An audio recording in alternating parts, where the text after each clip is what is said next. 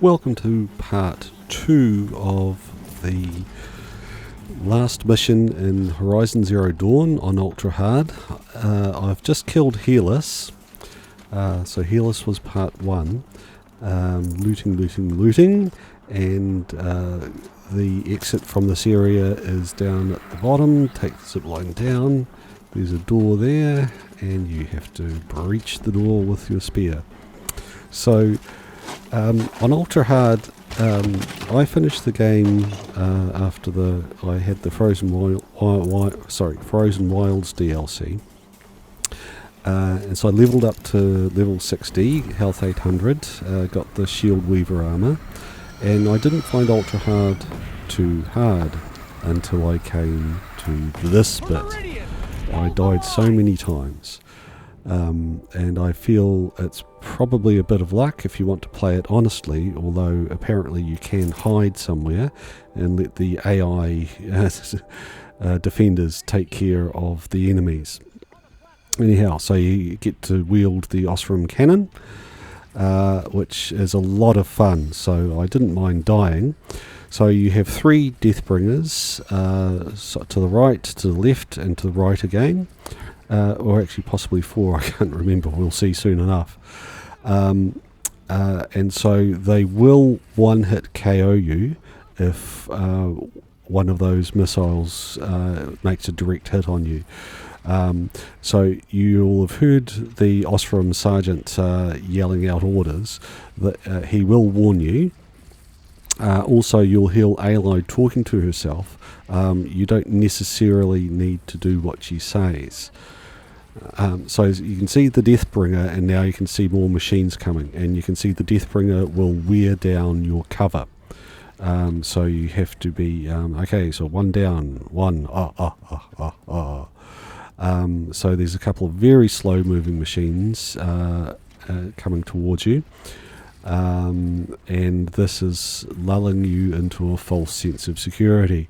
I didn't notice that second machine there because I knew that there was an attack coming from the left. Okay, so as you can see, I'm wearing the Banuk Chieftan armor, which is slowly regenerating my health. So there's the second Deathbringer. You can actually move to the left platform at this stage. I chose to stay where I'm at. I think it's slightly easier if you move platforms because it's easier to line up shots on the Deathbringer. Now you can see there's many more machines coming to your position. It's essential that you take care of these. You can ignore the bellowback somewhat. But all the rest of them, the scrappers in particular, they will overrun your position, and as you're dodging them, so you heard that guy say incoming. And these long legs must be taken care of extremely quickly, or else they will overrun your position, and they're extremely difficult to dodge away from and try and kill while you're both dodging the attack of the long leg and dodging the missiles of the Deathbringer. So the hard thing about this mission or quest is there's so many things happening at once. You've got several machines attacking you, and of course the Deathbringer, and you have to worry about the Deathbringer because of the possibility of a one-hit KO. We're wearing it down. Got to take care of those long legs. They really are a deal breaker, as it were. They will make your life a misery if you let one get through. And that has actually been the cause of most of my deaths here, has been a long leg getting through. Occasionally a Deathbringer missile that I neglected to dodge because I was looking at something else, most likely a machine that I was trying to get rid of. You will have heard Aloy say a couple of times, got to get out of here, that kind of thing. You don't have to abandon your position, your platform. That Deathbringer is still alive. You don't have to abandon your platform. You can actually get behind cover, but it will So this is a save point. If you die after here, you'll come back to this save point where there's a lull in the attack. I did die about on my first go through about 2 minutes after this point, and so this is my second attempt on this run anyway. As I say, I didn't find ultra hard too difficult at all until I came to this part of this quest, the Face of Extinction quest, which has 3 major parts: heal us, defend the walls, and then the final Deathbringer. So we're on our third Deathbringer here. Sorry, right, left, right again. This one sends more capable enemies against you. So there's, what is that, a Ravager and 2 Longlegs. And the Longlegs take a surprising amount of killing. They're really annoying, and so this is what I mean by, I was actually lucky to survive this one. As I mentioned before, most of the times where I died here it was a result of either the long leg directly killing me, or distracting me and exposing me to the fire of the Deathbringer missile that I didn't notice and didn't dodge. So you see that Bellowback's been down there for a while, and you also see the more masonry is getting blackened. You can actually kill yourself from splash damage if you fire this Osram cannon directly into the masonry. I've done that once or twice. Alright, so left, right, left, sorry, right, left, right. Dealt with all the land enemies, and now there's Glinthawks. The best way to deal with these is wait till they land, don't try and shoot them in the air, wait till they land. I didn't do a very good job of this. If you time things exactly right, you do actually have time to get the Glinthawks on the right and on the left as they're perched. You have to be extremely quick though. It's a pain having to try to deal with them in the air. So this video isn't a perfect run by any chance, by any stretch of the imagination.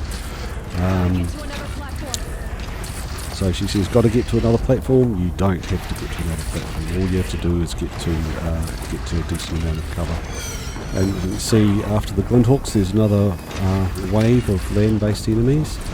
So this is a really relentless, it is quite an intense mission. It goes on for a long time, and there's always something happening. And so there's, you can see a corruptor there. You really have to be looking all around you to check that you haven't missed anything. So there we go, I've missed a scrapper. I met the scrapper up to my position, and that's a pain. Alright, so just getting rid of that corruptor there. Now, I'm not sure if this is, I think the third Deathbringer on the right, it's actually changed position there. I'm not sure if that's the fourth Deathbringer and the same one just changed its position.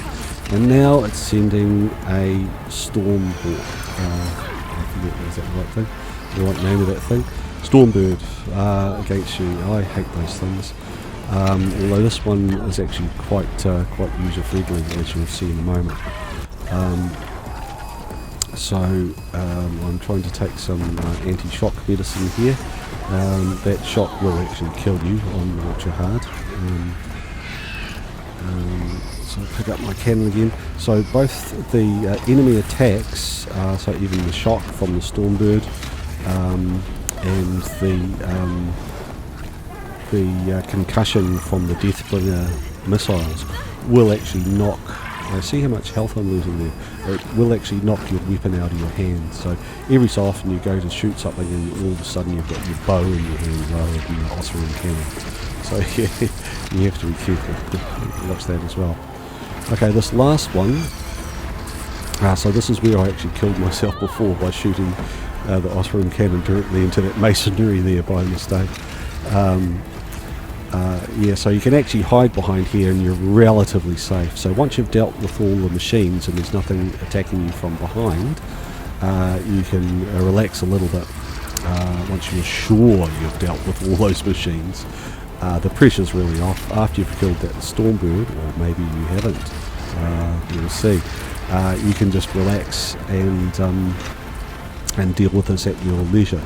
As I say, you're relatively safe if you snipe from this area here. So I thought I'd kill that Stormbird because it's not attacking me, but lo and behold, there he is, just hovering nicely, waiting for me to shoot him. So I will oblige this lovely Stormbird and shoot him. Right, that's it. So a long and intense mission. Don't be hard on yourself if you die. It's difficult, so I hope this video has helped you. It was a lot of fun. I replayed this a few times and it is a lot of fun, even if you die. So have fun, and I hope this helps.